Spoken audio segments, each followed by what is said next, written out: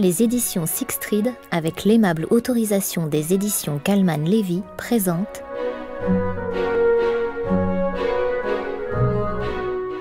Noblesse oblige, de Donna Leone, interprété par Renaud Bertin.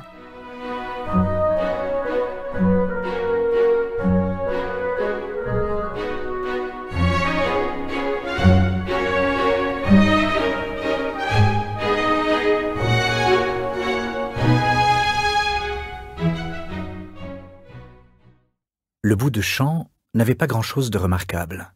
1 hectare d'herbe roussie derrière un petit village, au pied des Dolomites, au bas d'une pente couverte d'arbres susceptibles de faire un bon combustible. Le seul argument pour demander un certain prix du terrain et de la bâtisse vieille de 200 ans qui s'élevait dessus, lorsque le tout avait été vendu. Au nord, un sommet montagneux donnait l'impression de se pencher sur Col di Cugnan. Venise se trouvait à 100 km au sud du petit village, bien trop loin pour avoir une influence sur la politique et les coutumes de la région. Les habitants de Col di Cugnan ne parlaient italien qu'à contre-cœur, préférant le dialecte de Belluno. Le champ n'avait pas été cultivé depuis presque un demi-siècle, et la maison de pierre était restée vide. Les énormes dalles qui constituaient le toit s'étaient déplacées avec le temps, les brusques changements de température, et peut-être aussi les séismes qui avaient touché la région au cours des siècles où elles avaient protégé la maison de la neige et de la pluie. Si bien qu'elles ne remplissaient plus ce rôle, et que plusieurs gisaient au sol, laissant les pièces de l'étage exposées aux intempéries. La propriété étant l'objet d'un litige autour d'un testament contesté, aucun des 8 héritiers ne s'était soucié de réparer les fuites, dans la crainte de ne jamais récupérer les quelques milliers de lire que ces travaux auraient coûté.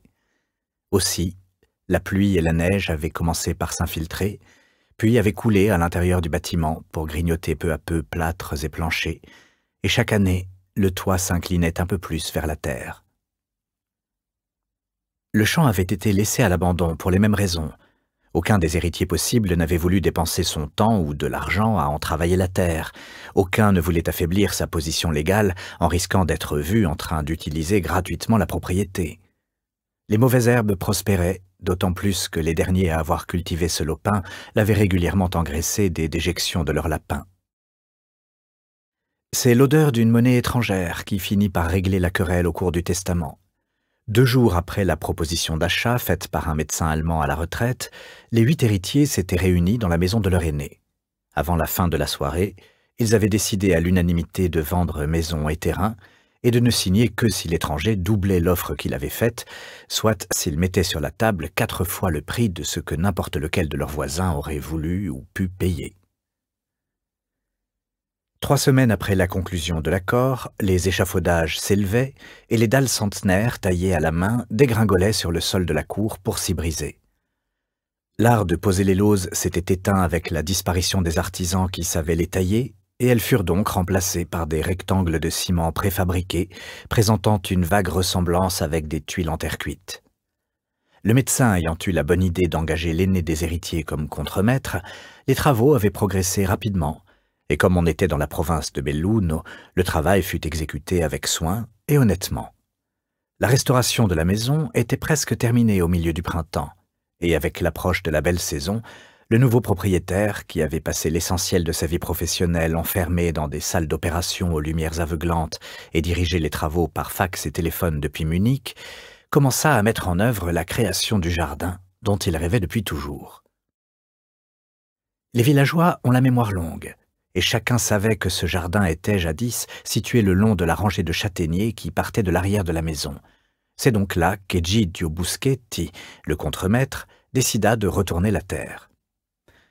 Comme il était encore gamin quand ce labour avait été fait pour la dernière fois, il jugea plus prudent de faire passer son tracteur par 2 fois, une première pour couper les mauvaises herbes, qui atteignaient 1 mètre de haut, et une seconde pour faire remonter à la surface le riche humus sur lequel elles prospéraient. Au premier abord, Buschetti crut qu'il avait affaire à un cheval. Il n'avait pas oublié que les anciens propriétaires en avaient possédé 2. Si bien qu'il poursuivit son chemin avec le tracteur jusqu'au point qui, à ses yeux, constituait le bout du futur jardin. Brassant son gros volant, il fit faire demi-tour à la machine pour repartir en sens inverse, admirant avec fierté la régularité impeccable de ses sillons, heureux d'être au soleil et d'avoir repris les travaux des champs, convaincu que le printemps était bel et bien arrivé. Il vit alors un os qui dépassait en travers du sillon qu'il venait d'ouvrir, sa blancheur contrastant avec la couleur presque noire de la terre. Non, il n'était pas assez long et gros pour avoir appartenu à un cheval, et il ne se souvenait pas avoir jamais vu de mouton ici.